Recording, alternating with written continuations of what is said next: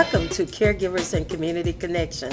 I'm Sharon Kelly, of course, and I'm your host each and every Saturday right here on Comcast Cable, Channel 96, at 11 a.m. on Saturday and 8:30 a.m. on Sunday morning. I mean, this is another exciting week for me. The guest that I have in the studio of Mocha this morning is none other than Mr. John Edwards, the owner, CEO of the Chattanooga News Chronicle. Welcome, John. Thank you so much for taking time out of your busy schedule and coming in and talking to me this morning. Thank you, Sharon. You're talking about a busy schedule. Now, you have a busy schedule. I wish I could come up to the standard that you have. And I really want to thank you. I appreciate you for all that you do. I mean, being a businesswoman, and I know how hard it is. I used to work at a factory. And it was like I could clock out and go in and be over with. But when you own your own business, it's 24/7. You know what I mean? And then for you to do that and to give back to the community with your program, with your TV show, with your business gatherings, just sharing your knowledge with other people and trying to improve other people's businesses, other minority businesses. It's just a great thing. And then creating the venue that you have at Mocha, a class act where people can come and enjoy themselves. I just don't know where you get the energy. Well, I really don't know. It's amazing to me. John, I really, really appreciate that. I appreciate the journey, even of getting an opportunity to know you and your lovely wife and your family, your son. And sometimes you have been a mentor to me in a way that you probably didn't even recognize, because with both of us having our children working for us and our family working for us, sometimes you gotta go back and talk to people such as Faith and such as yourself to know how to make it through doing business. That's right. And some to people, keep everything and talking intact. about that, some people don't recommend that. Don't ever get your wife in your business, don't get your children in the business.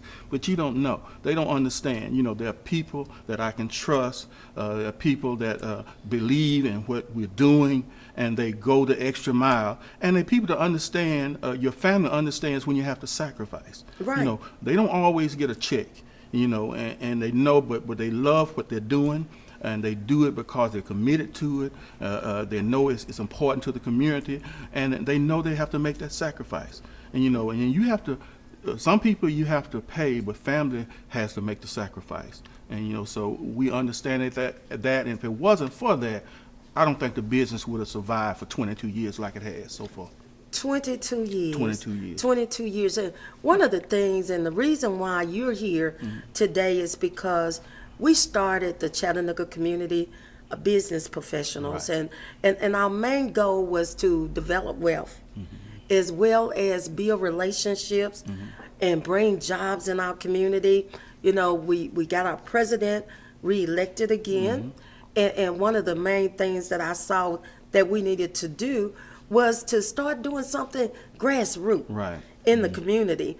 And so with that, each and every month, we showcase different businesses, radio, TV, what have you. Right. And I was able to come to you and your wife and ask about you all being a sponsor.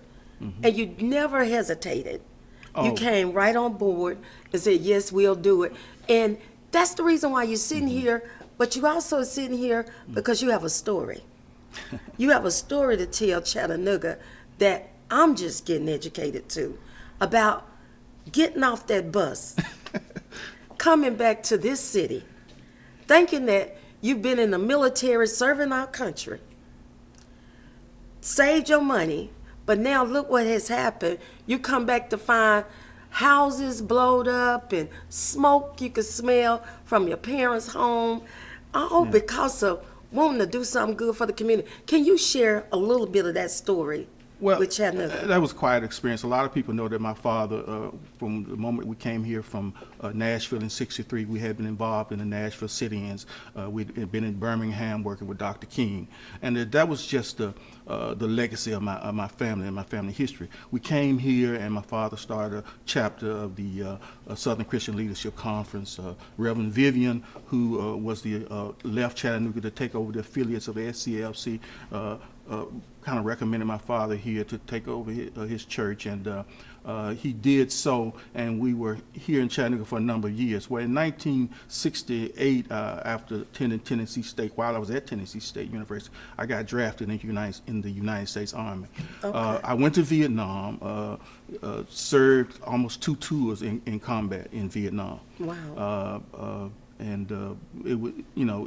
It was both difficult. It was a new experience for me, being just out of college, one of the greatest experiences of my life. But I grew up as a person. Right. I realized at that time I had to be on my own, because I thought my father could just about do anything for me. So he did get me out of service. The first time I got drafted, he kept me out and got me a deferment.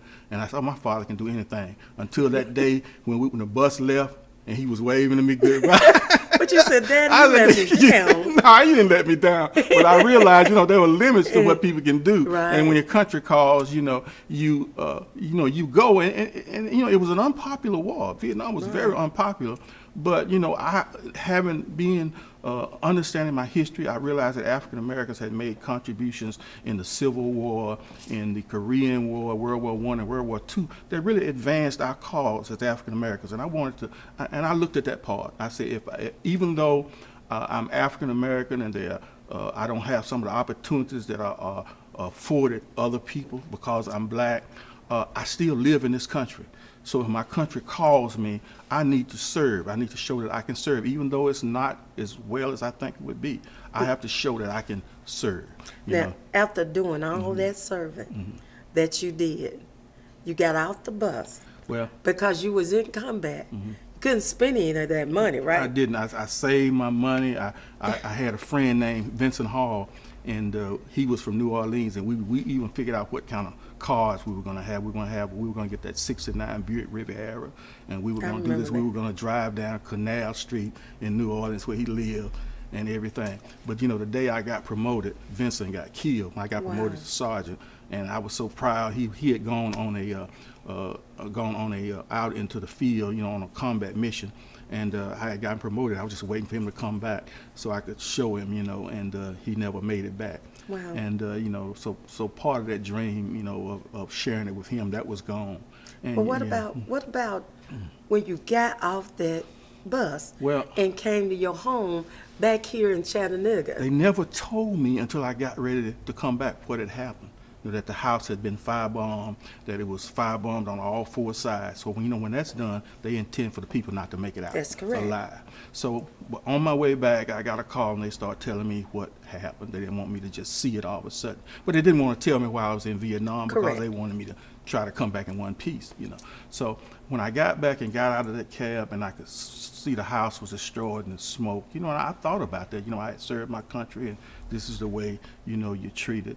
And but I didn't want to be bitter. I still wanted to move forward. And my father and my family helped me to be bitter, because I thought about being bitter. I thought about all the skill I have, and I want to get back at somebody, for doing that.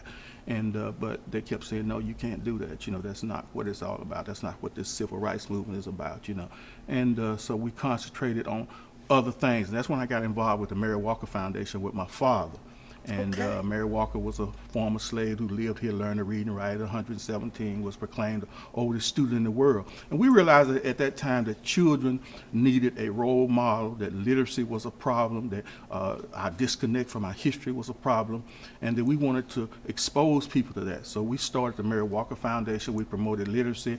We developed exhibits that now, we were doing them locally, but now they travel around the country. Right now I have 2 exhibits at Chattanooga State. One on black inventions, it's called Bright Ideas, African American Inventions, and one on African Americans in the Civil War. So they called me this year. And you did both of them, right? Well, I designed along with my father, and he gathered the artifacts and stuff. We do that together. But it was a joint affair where a lot of people contributed. Volkswagen put some money up for it to continue to develop it. Because each year I get contributions from other people that I can extend the exhibit, because especially on the Black Inventions exhibit, there's so many black inventions, I could run them up and down Brainerd Road from one end to the other. And and that's the reason why I'm so proud to know that we have a newspaper that you bring along with your family, each and every week into our churches, into our communities, for us to see and keep history alive, not just 28 days, but all 12 months out of the year. And to me, that's so exciting. Hopefully, it's exciting for Chattanooga just as well. And that's what I want to do on part two. I want to talk about the Chattanooga News Chronicle and all the things that we can do as a community to support you, to grow your business like you've grown everything else that you've done over the last 22 years. Thank you. So we'll be right back with Caregivers and Community Connections.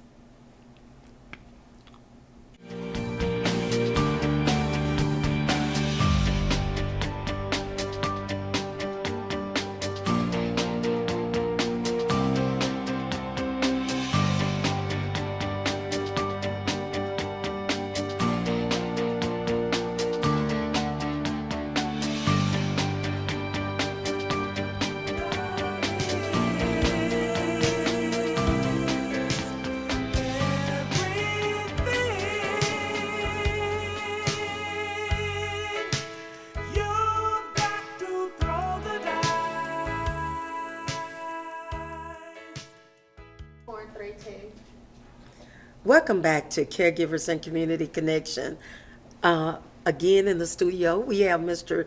John Edwards from the Chattanooga News Chronicle here in our city, a Black-owned newspaper ran by his entire family, correct? That's correct.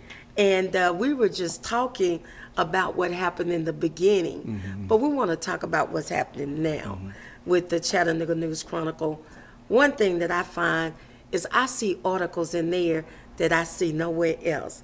I see, if I want to know anything about what's going on in the African American community, not just in Chattanooga, but in Nashville, Atlanta, nationwide, I can always go to the Chattanooga News Chronicle, and I always see some article in there that's getting me and keeping me up to date with what's going on in the African American community. So tell me a little bit about what made you all just stay in there with that.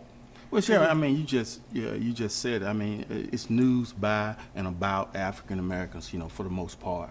And with Chattanooga being a community, a city that's about 1/3 African American, I think 19% of the county. I mean, that represents a strong African American consumer market, and African Americans need to be in the know, and they need to have a strong voice.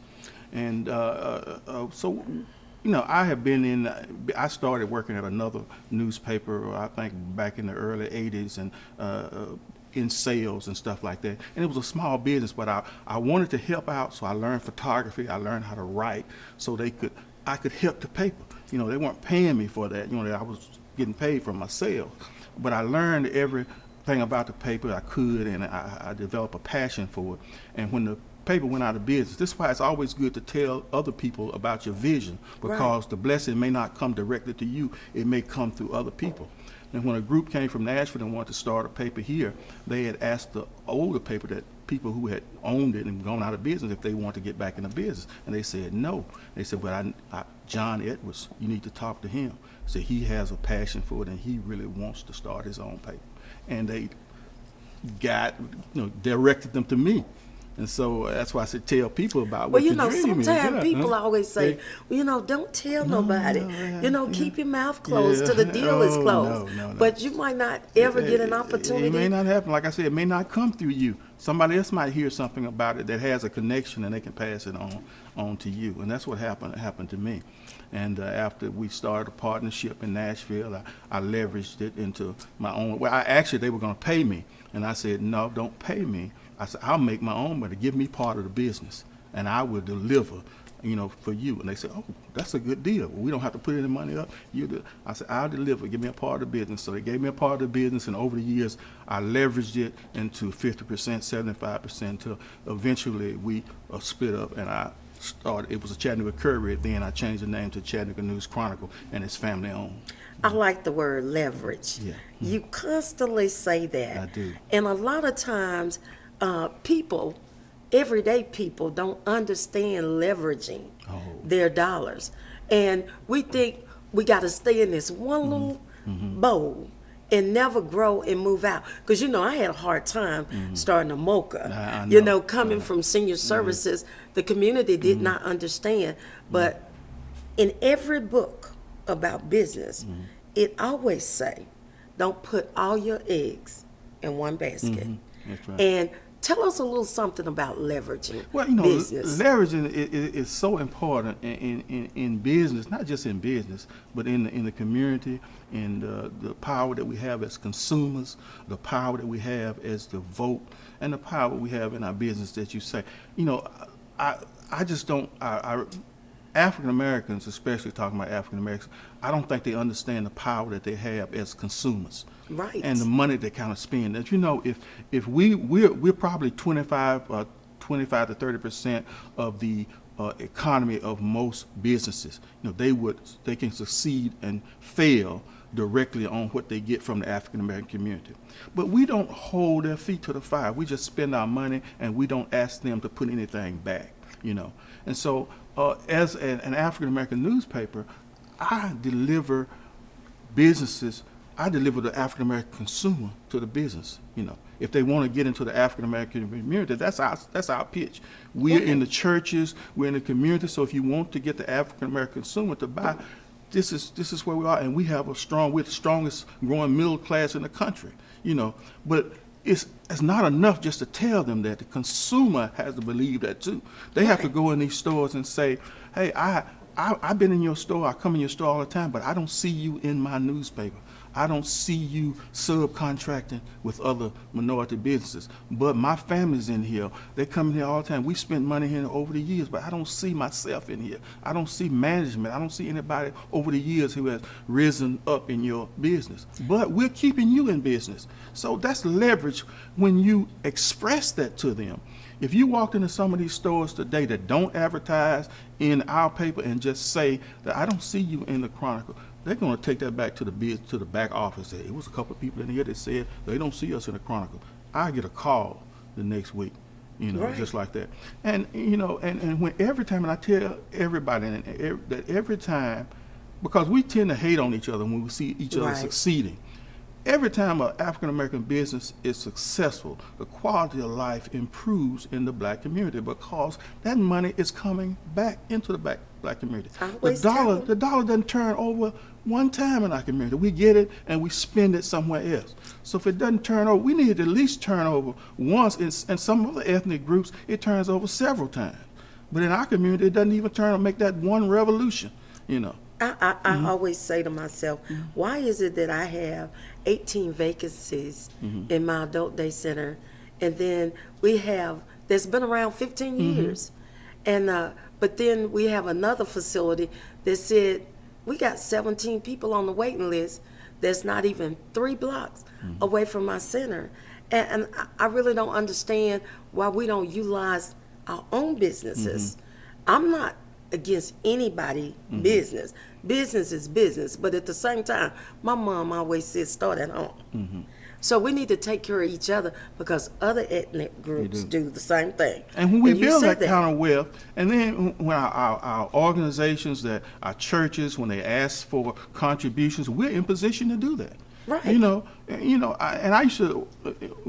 remember the days when we just had a few black businesses, and I used to wonder how they could give so much to the community. Every time we were asking them for contributions to this program, that program, I said, well, they really do a whole lot of that. Now, just think if we had 500 or 600 of those businesses, how much more the community could improve if we had those wealthy businesses giving back. Because that's what they're going to do. They're going to give back. If you help them get where they are, they're going to give back. I always tell people, I notice when you go to Sam's or you go to Walmart, they got this tube. Did you know that? The tube. And it's a tube, and when they get so much money in their cash register, they put it in this tube and they suck it up, and then they suck it on to the next bank that never touched Chattanooga Bank's off. And so the only income that we see is those employees who saying that they're not making what they say they want to make. Right. So they're not in Mocha. I've never seen any employees that work at Walmart in here. And so none of those dollars are staying in the community. But because people were able to save 50 cents. They chose not to go to the local grocery store or not to buy clothing from Melrose across the street because I'm going to Walmart and I'm going to Sam's. Not saying anything against it, No. but that's a huge business. But we need to That's make a huge conscious effort to Right. support our own businesses. And you it's know, nothing, you know. and that's just what I saw, and that was the reason why I wouldn't let this Chattanooga community business professionals go that's made up of CEOs, because I needed to talk to the people at the top, because you and I both know the decision stopped with us, Right. it started with us, Yeah. it stopped with us. And I think you're going in the right direction. We just want the businesses that are not involved to come and join in. Right. And we need your support. And this is important. We're not doing this for ourselves. No. We're doing this for the community because we have a vested interest in the community, and we have an invested investment in our heritage, the people whose shoulders we stand on that help us get where we are today. You know, some of the, when I was working in the civil rights movement and I was in Birmingham and they were planning a march on Washington, and we couldn't stay in hotels. We stayed in A.J. Gaston's little black hotel. He was a businessman. And I saw all those iconic figures coming in, and my dad would say, "That's Dr. King right there." And we shake his hand. That's Andrew Young, and that's Jesse Jackson, that's whoever. But when Mr. Gaston came in, he said he owns this whole block. Wow. And it's allowed us to eat in his restaurant, and we stayed at his hotel. And I said, I was so impressed with that. I said, this is a man who has power right here, because he had an insurance company. He had all of this. He owned the whole block in downtown Birmingham, and his motto, Sharon, was success is founded in seeing and satisfying the needs of people. That's why Wow. he's so successful. And that's one of my personal mottos, because he's one of the heroes of me. A.G. Gaston. A.G. Google him. Gaston. I mean, Google him, yeah. at least they need to Google him. Yeah. So you Yeah, tell them yeah. again to Google him. Google because A.G. that's what we Gaston. don't know Yeah. a lot of times is our history. Yeah. And we want to make history go not just 28 days out of a year, but 12 months with the Chattanooga News Chronicle. And we all need to pick it up each and every week and keep up with what's going on in our communities as well as the African American community. And I want to thank you. Thank you. Thank you for giving me an opportunity to have a column in your paper It's our pleasure. each and every week, because I get a chance to voice my opinion to the community about taking care of their elderly people. And it's been great, John. It's been great getting a chance to talk to you. And in closing, would you like to say anything? Well, I like to say that we're still improving as a newspaper, but the more you support us, invest in us, the better that we'll get, and we'll become the kind of paper that you'll be proud of, and the kind of paper that will help move the African American community, and not just the African American community, because we want to move as an entire community to improve the entire community. Just a piece of it. We just want a piece of it. Exactly. We want to be able to say, open the door, at least unlock the door, and we'll just come on in and do what we got to do. That's right. Thank you so much for taking time out and come out My this Saturday pleasure. morning Thank you again and talk to for me. having me. And I thank you so much. You're welcome.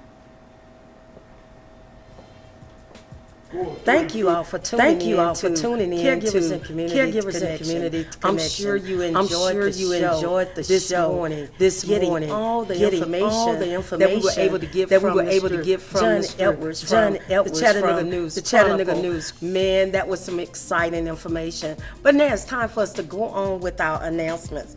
Of course, if you're looking for the right place for your elderly loved ones or your disabled people, remember Sharon Senior Services.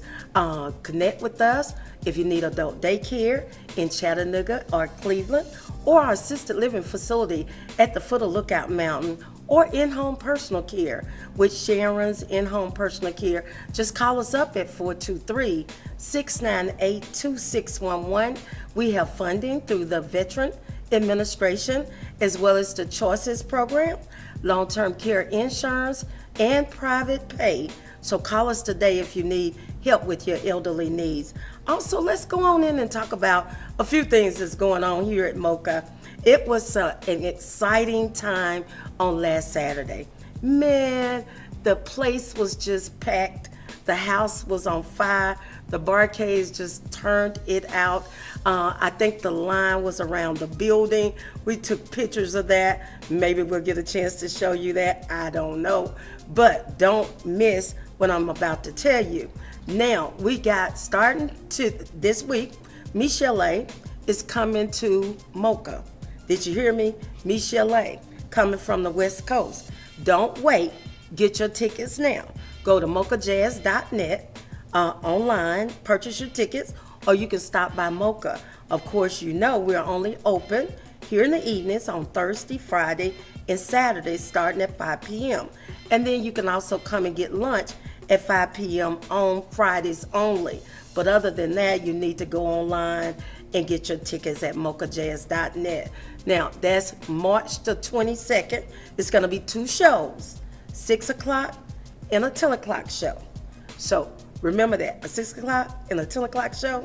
Okay, now, and you know, this guy showed up again, Mr. Danny Clay. Mr. Danny Clay has the voice, the vocals of the talented, deceased Luther Vandross. And you don't want to miss what he's bringing to Mocha on April the 20th. He's going to actually do a tribute to Luther on his birthday and to help us celebrate 2 years in business here at Mocha. So get your tickets online at mochajazz.net. Now, we're going to talk about Mother's Day. Now, we got the man coming, Mr. Phil Perry himself. He's coming to Mocha on May the 10th. Now, I know your siblings are trying to think about what you're going to do for your mom for Mother's Day. Why don't all of you all get together, reserve a table, because this event is going to be about reservations. Reserve a table here at Mocha and bring your mom and along with your other siblings to get an entertainment that Mother will never forget. Phil Perry himself, he's coming in from LA. Also, Nick Lewis, the comedian, is coming in from North Carolina to grace the stage of Mocha. He's never been here before. You might have seen him at the auditorium, but he'll be here to open up that show and make your mother laugh. So we're going to bring some joy to her life this Mother's Day. So please check it out on mochajazz.net. Get your tickets today. Other than that, we want you to do what we asked you to do each and every week. I want you to take care of those who once took care of you. Bye-bye now.